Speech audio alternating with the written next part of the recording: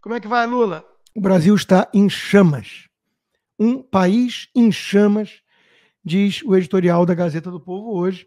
É uma mistura de fatores, né? A gente sabe disso. Nunca antes na história deste país, a Amazônia, o Pantanal e o Cerrado queimaram tanto. Segundo dados do INPE, divulgados no fim de agosto, o país teve pouco mais de 100 mil focos de queimadas em 2024, o maior número para os 8 primeiros meses do ano, desde 2010. Ou seja, a coisa está feia, não é apenas a vegetação a ser dizimada, a fauna local também está sendo eliminada e a fumaça dos incêndios já chegou até mesmo aos estados do Sudeste e Sul do Brasil e Argentina. Né? O Brasil está exportando fumaça. É uma situação trágica, muito triste, claro, o que está acontecendo. O clima seco não é culpa nem de Lula, claro, nem de Marina Silva, mas a falta de preparo para enfrentar as consequências de fatores previsíveis, sim. E a gente pode sempre fazer aquele exercício hipotético saudável para mostrar o viés escancarado da cobertura da mídia, né? E se fosse o governo Bolsonaro? Imagina a quantidade de atores globais, de artistas que estariam saindo do bueiro para gravar musiquinha, para cantar, para chamar o presidente de genocida. A Globo estaria já com uma contagem de mortos, né? Uma coisa mórbida, para colocar a culpa em Bolsonaro. Mas, como o governo é Lula, as aves incendiárias são as culpadas, né? Sem sacanagem, meteram essa. Não é meme. Aves incendiárias são capazes de provocar incêndios florestais de propósito. Então, já culparam, atualizando a lista, o agronegócio, que é a maior vítima disso, já culparam as aves incendiárias, o aquecimento global, o Bolsonaro, culparam tudo, menos Lula. Mestre Guzo, mata pau, né? Como de praxe. A autoridade climática de Lula é só mais uma farsa, porque o problema é o seguinte: se a esquerda abordasse essa questão de forma séria, adulta, honesta, coisa que é sempre impossível para a esquerda, que é sinônimo de mentira, farsa, golpe, enganação, engodo, embuste, eles falariam: olha, temos problemas aqui complexos, inúmeros fatores que causam, temos que tentar mitigar os efeitos, não é vestindo um manto ideológico do ambientalismo xiita que nós vamos resolver isso, condenando o capitalismo, não é culpando o presidente quando ele é de direita, porque a coisa é mais complexa e o buraco é mais embaixo. Mas eles não fazem isso. Eles adotam uma postura infantiloide e desonesta. Então, desde que Lula em pessoa mostrou que está na linha de frente da resistência climática, votem em mim e tirem Bolsonaro que eu resolvo esse problema, essa é a pegada, né? As autoridades brasileiras mandaram 65 bombeiros combater o fogo na Bolívia. Até o Flávio Dino teve que intervir, e aí fica um jogo de cena também, né? Mas é óbvio que a postura é ridícula. E a situação é trágica. Um amigo meu, fazendeiro do Mato Grosso, mandou esse vídeo hoje aqui na encosta da fazenda dele. Olha como é que tá a situação. Feia. Meu Deus do céu. É feio demais. Vai, olha ali.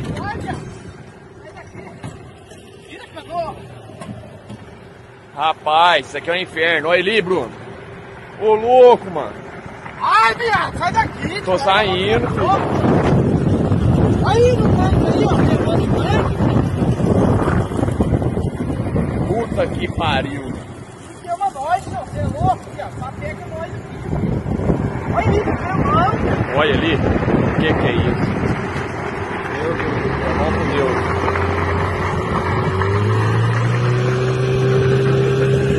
Puta que pariu. Ô, cenas de filme, né? De terror, de Mad Max. Agora, como dizia um assessor do Obama, marxista radical, que a mídia incensava diariamente, tratava como um popstar maravilhoso, né? Como esse assessor do Obama dizia, não podemos perder nenhuma oportunidade que vem com crises. O que ele queria dizer com isso? As crises servem para que a esquerda possa avançar com o seu projeto de controle, seu projeto totalitário de poder, ou seja, o comunismo. E é óbvio que o PT já está olhando para isso e falando, não dá para culpar o presidente, somos nós. O aquecimento global fica meio vago, dá para demonizar o agronegócio e dá para avançar com um projeto comunista de confisco de terras. Vera, porque uma proposta em avaliação começa a ganhar adeptos no governo. Confisco de terras queimadas. Dá detalhes para a gente, Clarissa. Boa tarde para você, Uribe. Boa tarde para todo mundo que está acompanhando aqui o Bastidores. Uribe, a ministra Marina Silva, junto com o seu time, está avaliando nos bastidores ali a possibilidade de confiscar terras nas quais tenham sido realizadas queimadas criminosas.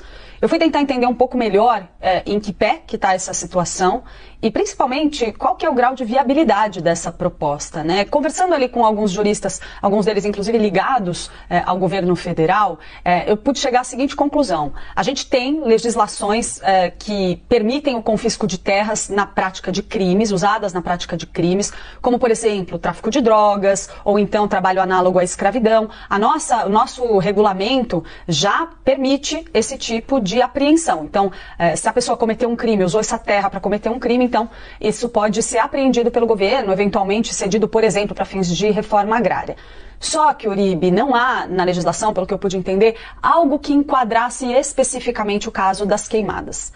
Tem a avaliação de uma ala do governo de que seria um mecanismo interessante, mas aí, na hora de tentar entender qual é a real eficiência desse instrumento, eu fiquei pouco convencida de que os próprios políticos que discutem esse tema acreditam que vai ser, de fato, uma medida com potencial de barrar, frear de maneira efetiva as queimadas, por vários motivos. Um deles é porque fica muito difícil identificar, provar que a queimada realizada numa determinada área foi criminosa. Não dá para você saber direito, por exemplo, se foi alguém que estava lá fazendo um fogareirinho para esquentar alguma coisa, perdeu o controle da coisa e aquilo se alastrou, justifica uma pessoa perder a terra por causa disso? Não tem como você provar isso com tanta facilidade. Quando a gente tem queimadas criminosas... Pois é, meus amigos. Quem é que vocês acham que vai se dar bem nessa brincadeira? Dou-lhe uma, dou-lhe duas, acertou quem disse MST, né? É óbvio que existe isso. E vamos lembrar aqui, quando a gente falava de ameaça comunista, de risco do Brasil seguir na direção da Venezuela, nós éramos tratados com deboche pela mídia, pelo STF, ou seja, por aqueles que estão dando o golpe comunista. Paulo Guedes, profeta, disse, se essa turma voltar ao poder, em 1 ano e meio o Brasil vira Venezuela. Essa é a situação que estamos vivendo hoje. Isso é um dos campos de batalha que a esquerda quer usar, instrumentalizar a crise para avançar com o comunismo. Tem mais, como a gente vai falar. Tem o confisco, o raspatacho das contas bancárias das pessoas, principalmente mais humildes, não é mesmo? Tem confisco do FGTS, do trabalhador. A esquerda não brinca em serviço, cochilou. O cachimbo cai, a gente sabe o que essa turma quer. E outra coisa que eu fico, assim, cansado, desgostoso de ver, né? É liberal, amigo meu, que fala assim, puxa, o PT nunca aprende com os erros. Aí eu viro e falo assim, não, quem nunca aprende é você, que não entendeu que para o PT isso não é erro. Para o PT isso é método. As crises são forjadas porque o PT avança com seu projeto de poder, que é a única coisa que lhes interessa. Eles avançam quando há crises. Então, achar que o PT quer acertar, mas insiste em mecanismos que nunca dão certo, é o ápice da ingenuidade. E eu vejo muita gente, muito amigo meu bom, liberal, que cai nessa ladainha, nessa conversa fiada. Imagina se fosse Bolsonaro, né? Cidade de São Paulo registra 76 mortes por síndrome respiratória aguda grave. e muda de assunto. A mídia fala de ave incendiária. Bom, ainda dentro da guerra cultural, né, temos essa outra pauta importante, que é a questão do Silvio Almeida, né, porque tudo na esquerda, repito, é farsa, é teatro, é engodo, é embuste. E o Silvio Almeida é um marxista radical que coloca criminosos ao seu lado em carro de som, em desfile, e incensado, reverenciado pela imprensa, por quê? Só por ser negro e de esquerda. Mas é um radical e agora ficamos sabendo, taradão. É o taradão radical. A única mulher que não prestou queixa ao lado dele vai saber por quê, é a Marina Silva.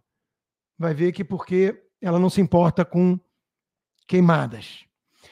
Rinha de identitários é a coluna do meu amigo Flávio Gordon na Gazeta do Povo e é muito importante esse texto dele. Recomendo que todo mundo leia e que todo mundo assine a Gazeta do Povo, o melhor jornal do Brasil, pelo seguinte: o que ele mostra é que a lógica revolucionária é autofágica. Ou seja, quem cria corvos vai ter seus olhos arrancados. A própria mentalidade esquerdista, ela leva a uma sequência lógica sem fim, porque a vítima de hoje é o algoz de amanhã. Ou seja, uma vez derrotados os inimigos externos, a direita, o ultraliberalismo, o neoliberalismo, a extrema-direita, o fascismo, essas imaginações todas que eles criam, o que eles vão fazer? Né? Eles precisam continuar disputando terreno. Então eles começam a se voltar para dentro do próprio quintal e aí tucanos matam petistas e vice-versa. Né? Os coletivos identitários passam, então, a uma guerra civil. É exatamente o que nós estamos vendo dentro do movimento LGBT, #cifrão, _ etc. Começou como LGBT, virou LGBT+, incluiu todas as consoantes do alfabeto e mais uns símbolos esquisitos, e agora um briga com o outro. Porque as feministas falam, mas peraí, você quer botar homem batendo em mulher no ringue? Em nome da igualdade, da inclusão e da diversidade? Aí não. Então, a J.K. Rowling, que é a autora do Harry Potter, ela vira uma reacionária, uma bolsonarista, por criticar homens que acham que são mulheres, pessoas complicadas e com algum problema mental, querendo entrar em esporte feminino. Ela vira uma bolsonarista, só que ela é uma feminista de esquerda, uma democrata progressista.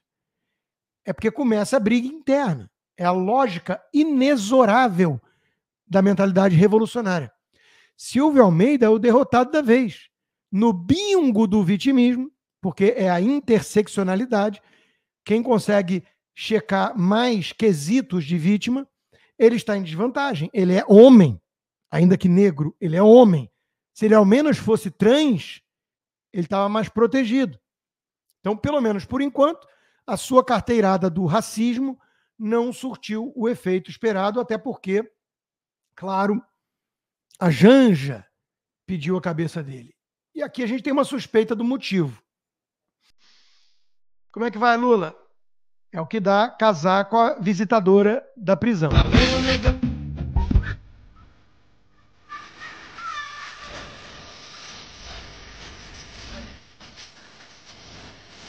Vai, Lula, que é isso?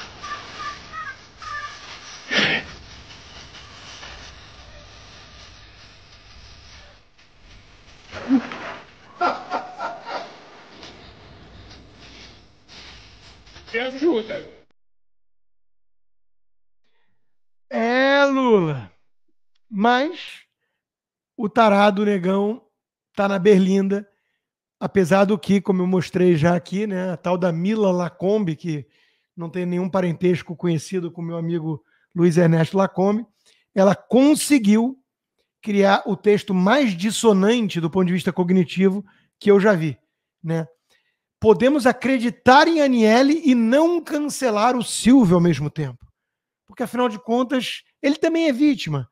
Ele, tadinho, aprendeu a ser misógino, machista, agressor. Afinal de contas, todo homem, né, é um predador sexual. Se ele ao menos passar por um campo de reeducação, ele ainda por cima é negro. Então vamos dar uma chance para o moço, né? A única coisa que a esquerda não defende é isonomia, igualdade perante as leis e as regras do jogo, porque isso seria a morte da própria esquerda. E claro, quem nunca aprende, entre aspas, também é o imitador de foca. Aquele que disse que só tem duas possibilidades de alguém defender Lula: ser idiota ou corrupto. E ele passou a defender Lula depois disso. Então a gente não sabe se ele exatamente é idiota, ele até parece, mas tem sempre uma alternativa. Silvio Almeida foi alguém que eu acreditei com todas as forças, sem testosterona do meu corpo, né, de se tratar como alguém de bom exemplo. São 4 denúncias, já aumentaram, né, de importunação sexual, confirmação da Aniele Franco. E se ela disse, está falado, afinal de contas, ela também é uma mulher negra, então não mente, né? E o relato devastador da professora Isabel Rodrigues, que seja feita justiça. Então, deve ter conversado com a Janja, ouviu a postagem da Janja, dando um beijo na testa da Aniele, que é a senha, né? Quem mandou comer Aniele é a pergunta que fica no ar. Agora, recordar é viver, né? Deu no Globo. Facínoras perseguem padre Júlio Lancelotti por ódio aos pobres, diz Silvio Almeida. Isso é o resumo da esquerda. É o meme, pronto. É o taradão negão com o leitosa garoto, né? Aquele que gosta do chocolate garoto. Então, tá aí, né? Essa é a turma do bem, é a turma do amor que venceu. É a turma que precisa dar aula de tolerância, segundo o imitador de focas, para nós, fascistas, segundo eles. Tá bonito para vocês, né? A turma do amor que toma conta do Brasil. E a Verinha Magalhães, a datilógrafa mais bem paga do país, escreveu, não no Twitter, porque ela não pode usar VPN, né? Tanto é que o X ficou muito mais limpo da poluição desses imbecis e militantes. O mais triste do caso envolvendo os ministros Silvio Almeida e Aniele é a quantidade de racista ou machista, ou ambos, esfregando as mãozinhas com o prejuízo que isso vai trazer para os movimentos.